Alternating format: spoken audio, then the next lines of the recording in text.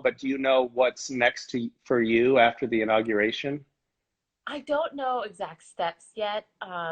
I do have to say, when the first wave of the nominees and appointees came about, it reminded me a little bit of like Avengers movie, where it Uh-huh. was like, here, Jake Sullivan, National Security Advisor, and then you have Tony Blinken who's coming in as Secretary of State. Then you have Susan Rice and Mayor Pete, and like it just felt like, okay, so I could just like finally breathe. I could finally like, Yeah. but I have to say, like, I would love to continue to work for President-elect Joe Biden in the administration. I don't know yet what the role might be though. Uh-huh. But it's nice to see all my friends and my colleagues who are all in the White House. They're at State Department. They're all over. Yeah.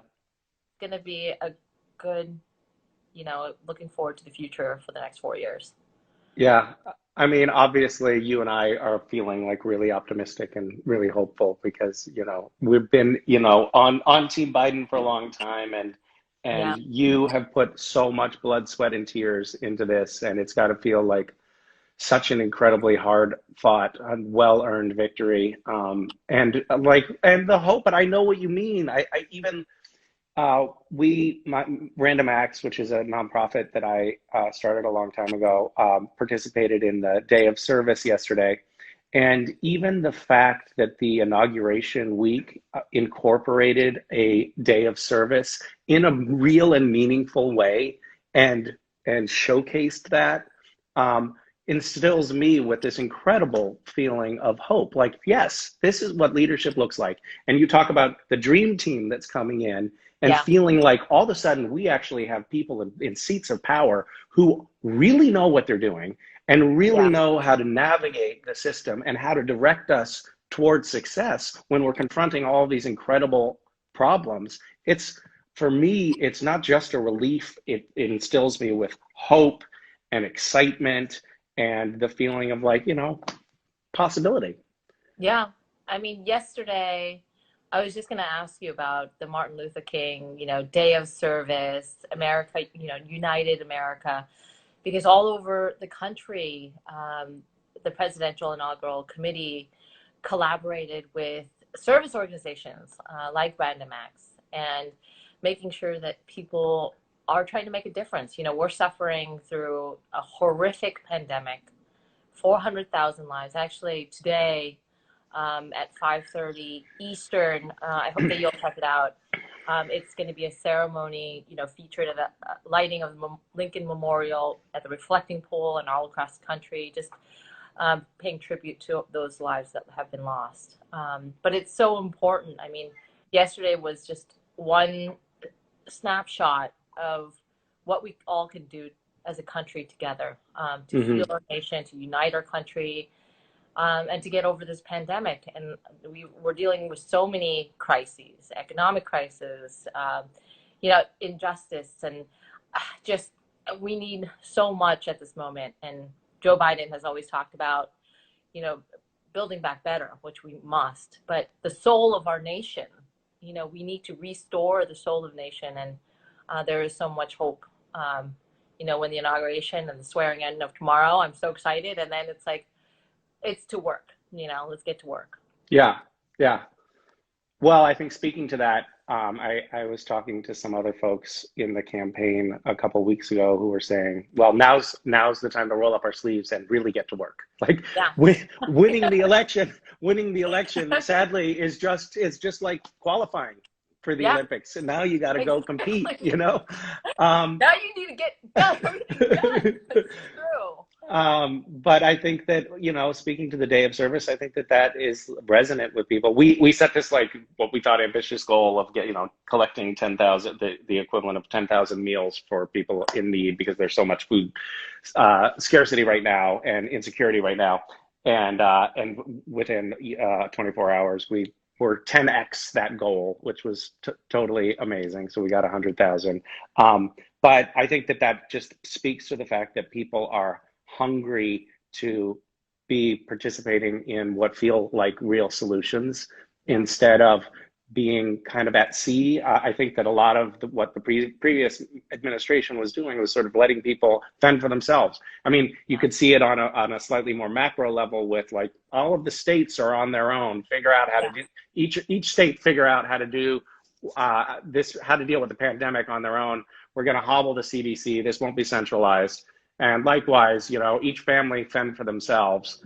Um, but I think that one of the things that our country, I, I think sees itself as, when you talk about the soul of the country, it sees itself as a country that rises to the occasion collectively, Yeah. and people seem to be, electrified by that possibility right now. Yeah. I certainly feel it. And I I don't saw, know. that you bring in your kids as well as your wife. It's a family effort for you, isn't it? Random Yes, act. I try to exploit them as much as possible. Make them Yeah, work. yeah, yeah. Um, What are your yeah. plans for the inauguration tomorrow? Well, I am going to watch as much as I can. I haven't even looked into how to do it online, but I'm going to be watching what I can, and texting with friends, and Right? hopefully texting you as in that mix. Yeah, Um, I we think did it's it. we did it. I think it's like there's a part of me that like wishes that we could have like that traditional in-person inauguration, but at the same time, this being the first time that there's an inauguration that is really not an in-person event. Like I mean, you guys are discouraging people from showing up in DC at all because we Yeah, are in the middle of a pandemic and we don't want people congregating or traveling. But I think that means that this entire inauguration is going to be tailored to the entire population of the country being able to experience it in a yeah, virtual way, which yeah. is the silver lining. And we're all looking for silver linings right I now. love that silver lining. No, it's um, true. I mean, it's you have to look at it this way. Like, if we're sitting at the swearing in, like, it's such a bummer that, we aren't in Washington, D.C., and there won't be, it's not ticketed. People aren't being invited yeah. to be in attendance, but it is going to be made I held. won't be able to wear my gown, You but can't wear your gown. I know. but um, yeah, but I But we think won't be I shivering either. right. That's right. We'll have a close up. It's like Um, watching sports, right? Sometimes when you're in the nosebleeds, you can't even watch what's happening. But right. now we're having like front row. Everyone is watching it front row. Yeah, we're all getting the VIP experience. Um, Yeah. yeah, I actually thought I thought that the oh my God, what was that? What is the event when when President-elect Biden is uh, is deemed President-elect Biden? The convention. I was like, well, what is the word I'm looking for right now? Yeah. I thought the convention was actually really great to watch because Yeah. it wasn't designed as an in-person event. It was designed for everyone to see. So I thought that was cool. Um, Yeah. And well, we have a can I add? crazy, amazing lineup. We have Lady Yeah. Gaga and Justin Timberlake and J Lo and Tom Hanks and Kerry Washington, and it's going to be star-studded, and the performances are going to be fantastic. Yeah, yeah, it should be amazing. Um, can I ask you one? I know that you have to go, but I wanted to ask you one more question because I think you have the particularly illuminating perspective on things, having worked on the campaign for so long, and I know that like in early on, I mean, when we first talked, I remember you called me. It was late at night. I was driving home from work from Supernatural, and it was like Michelle Kwan's on the phone. Oh my God! I was doing the same thing. I'm like, I'm But just going to call Misha. but I remember at the time, like it was a really scrappy campaign. There wasn't a lot of money. It was just a few of you working hard late at night, and but that means that you were in the trenches for a long time with Joe Biden and got to know him well. And I know that there was so much talk of like character being on the ballot in this election, and and I guess I was wondering if you could speak to your personal experience with getting to know him and how you feel his character is suited to this new role at this trying time? Yeah, that's a great question. I've seen the Bidens up close and personal. Like you said, from the beginning of the campaign, it was very scrappy. I mean, you have to be frugal and watch where we're spending, and make sure that we take take trains instead of planes, buses instead of trains. Like we were, and being the director of surrogates, and how many other candidates were running. I mean, everybody, we would had to be very scrappy. I have to say that the Bidens are sincerely the nicest family.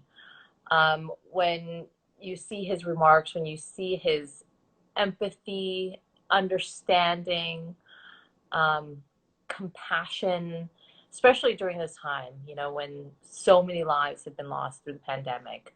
We need a leader that, talks about the soul of the nation, yes, but can understand and connect with people, and a president that listens and has experience and lead with heart. And I think that is the president that we have. That is the person that is being sworn in.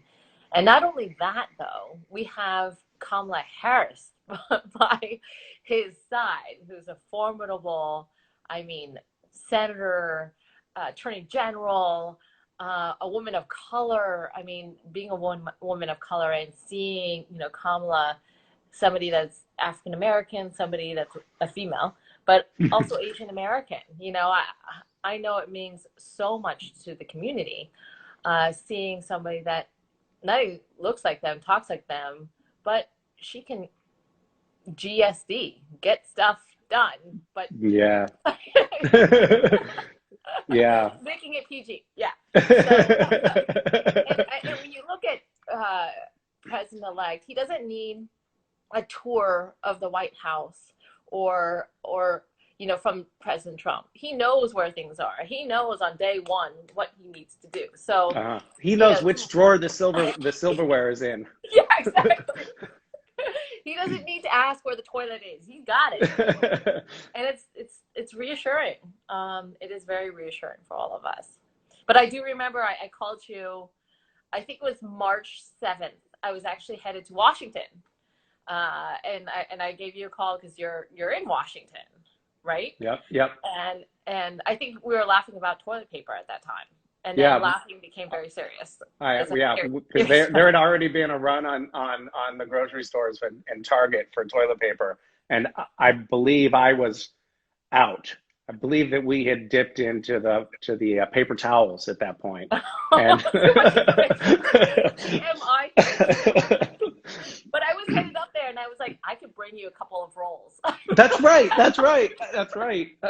I was serious about that. I mean, yeah. That was no joke. And that was my last time flying, actually. And then we hit the pandemic, the campaign shut down, our headquarters shut down. Of course, everyone knows, stores, everything shut down. And then we had to work all virtually. And that's where you stepped in, Misha, because you were so helpful throughout the campaign, like doing IG Lives. You were the first IG Live for Team Joe Thomas. Quite an honor. I am excited. I was excited to have been the canary in the coal mine. So thank you. Thank you for including me along the way, and thank you for everything that you've done. I honestly think that it was close. It was close, and we likely wouldn't be here were it not for all of the work that you did. And thank you, really, like from the bottom of my heart. Thank you. And it's so lovely to see you, and I can't wait to text you tomorrow. I know. Cheers. Some fist pumps. Yes. Caffeine cheers. Yes. And good luck with your surgery too. Keep me Thank posted. You. Yeah, I have a lot of rehab tips. Okay, I will need them. Okay. Thank you. Bye, Misha. Bye. Bye. Good to see you. You too. Now, how do I stop it? Yeah, we'll continue.